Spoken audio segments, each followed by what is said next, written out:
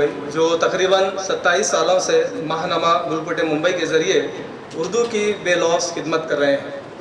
हाजरीन, अब आपके सामने हमारे कॉलेज के प्रिंसिपल डॉक्टर तामुली साहब को मदु कर रहा हूँ कि वो अपने इफ्तिताई कलमा पेश करे। इस शेर के साथ मैं उन्हें मदु करूँगा। वहीं से काफ़िले वालों मुझे आवाज़ दे देना, वहीं से काफ़िले वालों मुझे आवाज़ दे देना, जहाँ से रास्ते में कोई दुश्वारी नज़र आए।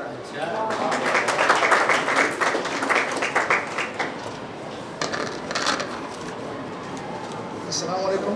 कॉमर्स कॉलेज की तरफ से मुनक़द अदब-ए-अत्फ़ाल सिमत और रफ्तार इस कौमी सेमिनार में मैं आपका खैर मक़दम करता हूँ। सभी मेहमानों का तारुफ किया गया है, सबको मालूम भी है, लेकिन मैं फिर एक बार आप सबका खैर मक़दम करता हूँ, इस्तक़बाल करता हूँ। अदब-ए-अत्फ़ाल यानी बाल साहित्य। बाल साहित्य में फ़ारूक साहब ने जो काम किया इसको हम नज़रअंदाज नहीं कर सकते।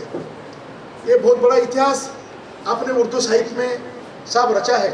आप कहे मैं मुंबई के भीड़ में गया, साहब आप मुंबई के भीड़ में गए, लेकिन गुलबोटे का तो आपने निर्माण किया। ये गुलबोटे आ गया। अगर मुंबई के भीड़ में आप अपने पेट पानी का सोचते थे तो ये साहित्य का निर्माण नहीं होता था। आपने जो काम किया वो हमारे लिए बहुत फख्र और गर्व की बात है। फारूक साहेब, मी तुम्हारा मनापासून धन्यवाद देतो। आपण जे काम केलं ते खूप मोठं काम केलेलं आहे। मैं सोलापुर के उर्दू का जो इतिहास है उसके ऊपर थोड़ा सा नज़र डालना चाहता हूँ। फारूक साहब, जब हम मिलते हैं, मेरे कोई दोस्त है सोलापुर में जो अयूब नल्ला बंधु है, मजर अदोड़े काशिद के संपादक है, जब भी वो आपके बाल मित्र है, जब हम मिलते हैं तो आपकी याद करते हैं कि फारूक साहब ने ये किया, ये इसमें ये लिखा। मैं तो मराठी का प्राध्यापक हूँ, मराठी में मेरे 25-30 किताब शाया हो गए हैं, लेकिन मेरा बाप उर्दू था और मेरा बाप उर्दू है, इसलिए मैं चौथी तक उर्दू पढ़ा और मेरा बाप भी उर्दू है और माँ मेरी मराठी की टीचर थी, इसलिए मैं खेड़े गाँव के अंदर मुझे उर्दू पढ़ने का मौका नहीं मिला। मैं मराठी मीडियम से आगे आ गया, लेकिन उर्दू को नहीं छोड़ सकते, क्योंकि उर्दू का जो आगाज हुआ वो दखनी से हुआ और मराठी का जो आगाज हुआ वो दखनी से हुआ। मैंने एक नया रिसर्च, वो मोहम्मद कादरी साहब की जोर की किताब थी कि उर्दू अदब की तारीख बोल की किताब थी, मोहम्मद कादरी साहब जोर की, वो किताब पढ़ा, इन्हों से हमारे प्रोफेसर लोगों से डिस्कस किया। मैंने दक्षिणी वाङ्मयाचा इतिहास एक किताब उर्दू में मराठी में लाया और उसमें ये लिखा कि जोर से लिखा कि बाबा मराठी का जो उगम हुआ वो संस्कृत से नहीं हुआ, मराठी का उगम दक्षिण से हुआ। ये मैं ताकत से लिखा। आज लोग उसके ऊपर चर्चा कर रहे हैं, उसके ऊपर सोच रहे हैं। आपकी कोशिशों की दिल खोलकर मैं तारीफ करता हूँ। आपकी मुझे ये बात भाई है, बच्चों के लिए किए गए आपके खिदमत काबिल जिक्र, काबिल तारीफ है। बच्चों के अदब को फारूक साहब ने आलमी पैमाने पर पहुँचाया, बच्चों की ज़िंदगी में नई रोशनी दी, बच्चों को सोचने का मौका दिया, बच्चों को लिखने का मौका दिया। एक मुनफरिद काम आपने किया है।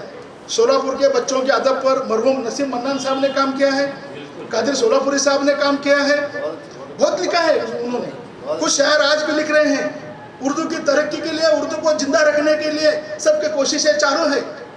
इंडियन यूथ फेडरेशन है, खादिमाने उर्दू की तरफ से काम चालू है, सोशल कॉलेज की तरफ से काम चालू है। हमारे बेरिया साहब मापर थे, उन्होंने हमारे सोलापुर में अखिल भारतीय अदबी कॉन्फ्रेंस लिया, बहुत बड़ा कॉन्फ्रेंस लिया। ये भी एक बहुत बड़ा इतिहास है। अभी तक ऐसा कॉन्फ्रेंस कभी काम हुआ नहीं। मुझे एक कहना है, बरहम गजोदन साहब ने अल फैज नामी उर्दू अखबारात के जरिए की थी, इसे भी भुलाया नहीं जा सकता। फारूक साहब ने उर्दू मेला लेकर हमारे सोलापुर में इतिहास रचा। आपने उर्दू मेला लिया और उर्दू मेला के जरिए से उर्दू का सब तरफ प्रचार और प्रसार हुआ। ये कोई कमी बात नहीं है और उर्दू के खिदमत को सभी अंजाम देंगे। मैं अभी JNU से इतने लंबा दूर से हैरान होकर, परेशान होकर ये सब लोग हमारे पास आए हैं, ये हमारी तकदीर है। इतने बड़े लोग हमारे कॉलेज में हैं, ये उर्दू के सब बाबा हैं, वो ड्रामा निगार हैं, सब है। हमारे सोलापुर में भी इकबाल सैयद नामक उर्दू के ड्रामे करते हैं और राजा बागवान है, ऐसे बहुत से हैं, लेकिन उनकी भी कोशिश हमारे सोलापुर में जारी है। मैं सोलापुर का उर्दू का जो कारनामा है आपके सामने मुख्तसर का। शरा सोलापुरी सुधा सोलापुर के छे, वो बम्बई में गए तो क्या हुआ, सोलापुर के छे, उन्होंने भी बहुत अच्छा उनका शायरी वगैरह लिखे हैं, उनकी अच्छी दोस्ती है मेरे साथ। तो मैं आज मैं खुशनसीब हूँ कि आप सबको देखने का मौका मिला और हमारे बच्चे पेपर पढ़ेंगे इस सेमिनार में, और उनको भी एक नया मौका मिलेगा। इस सेमिनार में रिसर्च पेपर पढ़े जाएंगे और कुछ नए मोड़ हमको समझ में आएंगे, हम क्या करना चाहिए, हम क्या कोशिश करना चाहिए, एक नया अंदाज मेरे दिमाग में आएगा, हमारे सभी उर्दू के सभी प्राध्यापक लोगों को समझ में आएगा। अब बस और मुख्तसर में मेरा बयान खत्म करता हूँ। जय हिंद, जय महाराष्ट्र। बहुत बहुत शुक्रिया। ये थे हमारे कॉलेज के हरदिल अजीज़ प्रिंसिपल, मराठी के प्राध्यापक डॉक्टर तांबड़ी सर, जिन्होंने उर्दू के लब व लहजे के साथ अपने इफ्तिताई कलमात पेश कर रहे थे। हाज़रीन, अब सेमिनार का इफ्तिताह शमा फरोज़ा करके किया जाएगा। मैं हमारे मेहमान ख़ुसूसी और तमाम मेहमानात से मुल्तमिस हूँ कि वो शमा फरोज़ा करके सेमिनार का इफ्तिताह करें। तालियों से सेमिनार का इफ्तिताह। सितारों से आगे जहां और भी हैं, सितारों से आगे जहां और भी हैं, अभी इश्क के इम्तिहा और भी हैं।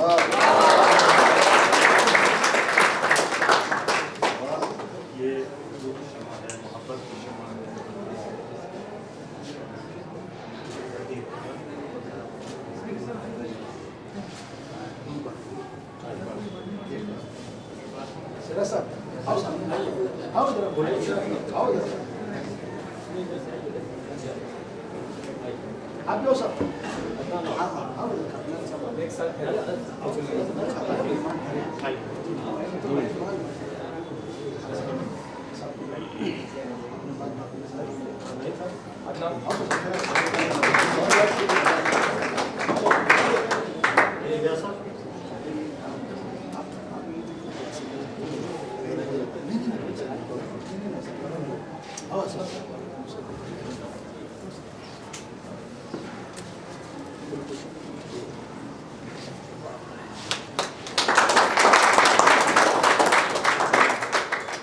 बहुत बहुत शुक्रिया। तमाम मेहमानान तशरीफ़ रखें। शमा फरोज़ा करके इस अज़ीमुश्शान नेशनल सेमिनार का इफ्तिताह हुआ। आइए हाज़रीन, आए हुए मेहमानान की गुलपुशी की जाएगी। मैं हमारे कॉलेज के प्रिंसिपल डॉक्टर तांबड़ी साहब से ख्वाहिश करता हूं कि वो हमारे मेहमान ख़ुसूसी डॉक्टर साजिद अंसारी साहब की खिदमत में शॉल और बुके पेश करके उनका इस्तकबाल करें।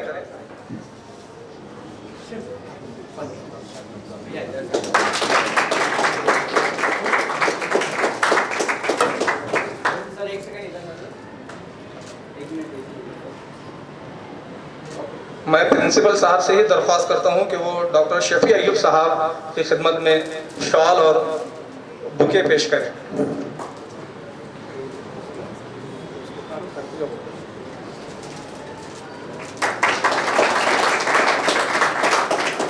मैं सेमिनार के कोऑर्डिनेटर आसिफ इकबाल से ख्वाहिश करता हूं कि वो खान नवेदुल हक की खिदमत में शॉल और बुके पेश करें।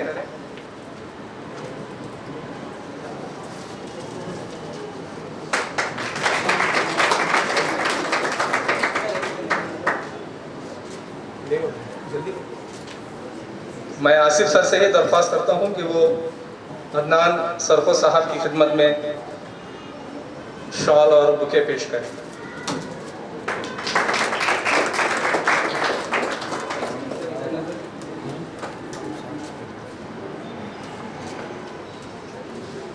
मैं डॉक्टर ज़ैनुद्दीन मुल्ला साहब से दरख्वास्त करता हूं कि वो गुलबुटे मुंबई के मुदीर आला फारूक सईद साहब की खिदमत में शॉल और बुके पेश करें।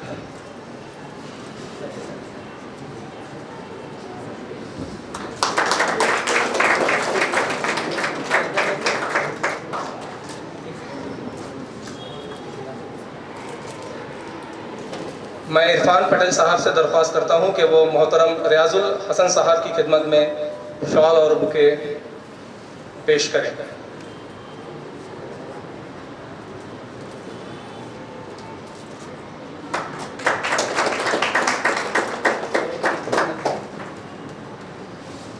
मैं मुइज़ शेख साहब से दरख्वास्त करता हूं कि वो अपने वालिद मोहतरम सिराज शोलापुरी साहब की खिदमत में शॉल और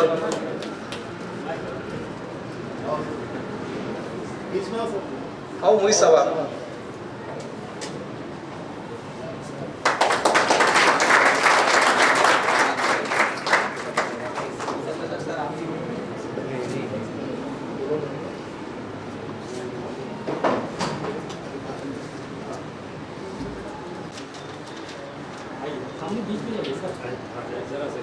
ये किताब दो सबको एक एक जोरदार ताली।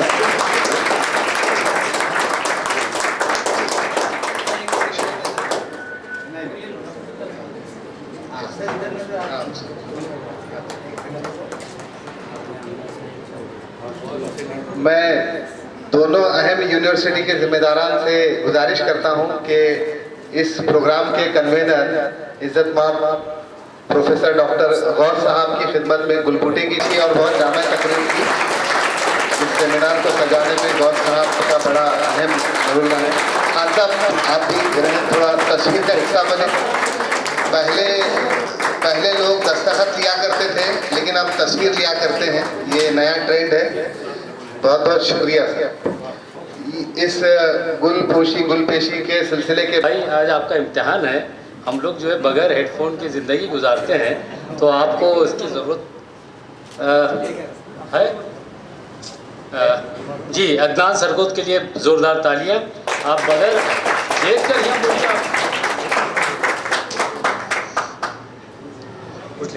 एक फुल शो होगा अपना साहब, अलग से एक फुल शो होगा इंशाल्लाह। अभी जरा सा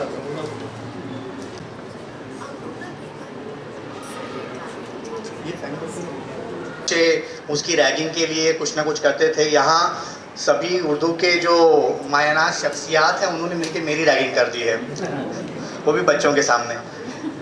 तो अगर फारूक भाई मुझसे पहले कहते कि हाँ भाई तुम्हें एक्टिंग करनी है तो मैं अपने लवाजमात लेके आता। और चूँकि ये आपने मुझे इतनी परफेक्ट सिचुएशन में डाला है कि मेरी आज जो मैं यहाँ पर अपना पेपर प्रेजेंट करने वाला हूँ या मकाला पेश करने वाला हूँ, मैंने मुझे एग्जैक्ट उसी सिचुएशन में डाला है। हेलो ये बंद है। तो इम्पॉर्टेंट चीज़ है कि आप जुगाड़ क्या कर रहे हैं, यानी जो कुछ आपके पास है उसका इस्तेमाल करते हुए क्या बेहतरीन से बेहतरीन आप पेश कर सकते हैं। तो मैं उसी कोशिश के तरह एपीजे नहीं करूँगा क्योंकि उसमें बहुत वक्त लग जाएगा। एक छोटा सा नमूना मैंने किया था, श्रीकांत बोला। ये कहानी एक ऐसे बंदे की है जो आंखों से नाबीना है और उसको MIT ने रिजेक्ट कर दिया था 10वीं के उसके एग्ज़ाम के बाद, मगर अपने IIT ने। और उस बंदे ने जाकर MIT से MBA किया था और आज वो एक 50 करोड़ की कंपनी का मालिक है और उस कंपनी में टाटा ने भी अपना इन्वेस्टमेंट डाला है। तो उसकी एक छोटी सी कहानी की 2 से 3 मिनट की झलक आप सभी के सामने पेश करूँगा।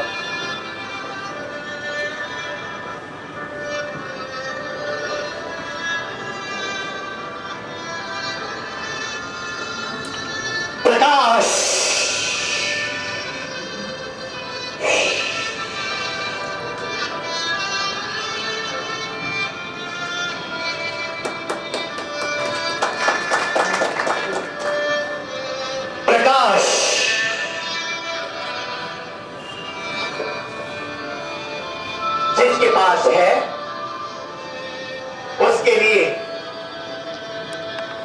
जिसके पास है उसके लिए अल्लाह की रहमत, और जिसके पास नहीं है उसके लिए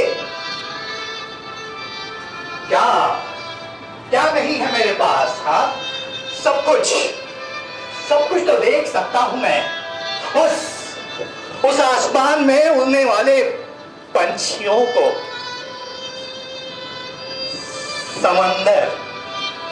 समंदर के किनारे में लहरों की आवाजों को, लहरों का शोर। तो फिर मैं किसी से कम क्यों हूं? कौन हूं मैं? मेरा नाम है श्रीकांत बोला। कौन श्रीकांत? बोला मार दे इसे। जो बच्चा पैदा होते ही अंधा हुआ, वो तो अभिशाप है। खत्म कर दो इस अभिशाप को। पैदा होते ही बाबा से सबने कहा मार दो इसे, पर बाबा ने ऐसा नहीं कहा। उस दिन जब मैं इसी तरह गुस्से से अपने खेत में था और जोर से अपने पैरों को पटक रहा था, तब बाबा आए और बाबा ने कहा, श्रीकांत, कौन कहता है कि तुम यूजलेस हो? देखो तुमने तो पूरा के पूरा खेत ही खोद दिया। बाबा ने मुझे अच्छी स्कूल में ले भेजा, तुम्हारे जैसे अनगिनत बच्चों के साथ पढ़ाने पर क्या हुआ वहां भी मेरे साथ यही हुआ। बोला तू हमारे साथ खेलेगा, आंखों से तो वंचित है, तू दौड़ेगा क्या? प्रकाश कहीं नहीं था, पर जिसे भगवान कहते हो आस बागी थी।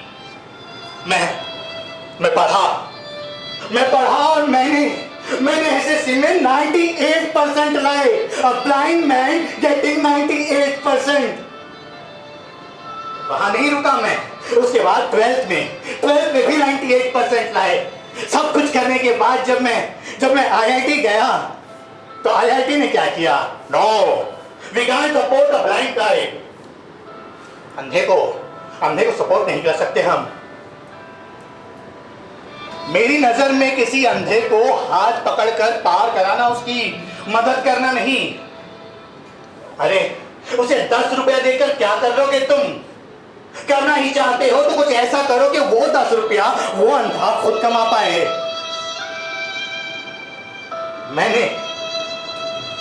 मैंने हौसला नहीं खत्म किया। मैं एमआईटी गया, एमआईटी से मैंने एमबीए किया। I did my MIT from MBA US. I am Srikanth Bolla. MIT करने के बाद मैं यूएस में नहीं रुका, मैं वापस लौटा अपने इंडिया, और मैंने मुझ जैसे 500 लोगों की एक कंपनी बनाई जिसका नाम भोला इंडस्ट्रियल एस्टेट है। अब मुझ जैसे 400 लोग काम कर रहे हैं मेरे साथ। हाँ, 400 लोग काम कर रहे हैं मेरे साथ। और हाँ, अभी अगर तुम्हें मेरा नाम नहीं पता तो स्मार्टफोन है ना तुम लोगों के पास, स्मार्टफोन में डाल दो श्रीकांत बोला, पता चल जाएगा मैं कौन हूं। चलो चलता हूं अब।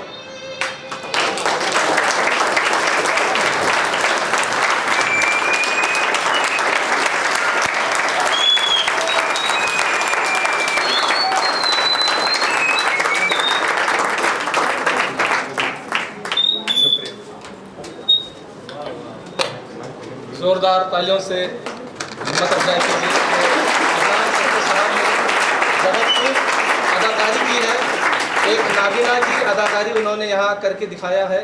बहुत बहुत मुबारक हो सर। आइए तकारीर का सिलसिला शुरू करते हैं। मैं सबसे पहले मोहतरमुल मुकाम खान नवेदुल हक साहब से ख्वाहिश करता हूँ कि वो तलबा तलेबात को सैर हासिल मालूमात फराहम करें। खान